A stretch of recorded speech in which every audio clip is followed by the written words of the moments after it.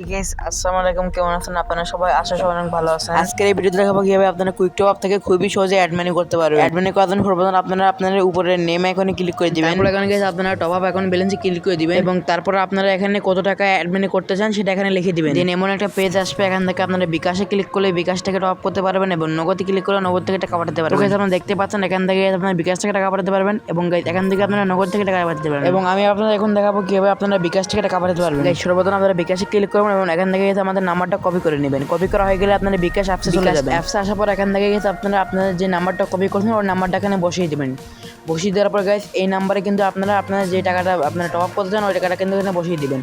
বসিয়ে দিয়ে send money করে দিবেন। আমি কিন্তু এখানে সেন্ড মানি করবো না, কারণ এখানে পর্যাপ্ত টাকা নেই। তারপর গাইস আমি আপনাদের এখানে দেখা যাচ্ছে কিভাবে আপনারা এটা করবেন। গাইস আপনারা সেন্ড মানি করে দিবেন এবং সেন্ড মানি করার সাথে সাথে আপনারা ইনবক্সে চলে যাবেন। আপনাদের বিকাশ ইনবক্স থেকে লেনদেন সময়তে চলে যাবেন এবং এখান থেকে আপনারা যে টাকাটা পাঠাইছেন ওই টাকাটার উপরে ক্লিক করলে গাইস এখানে আপনাদের ট্রানজাকশন আইডি দেখাবে।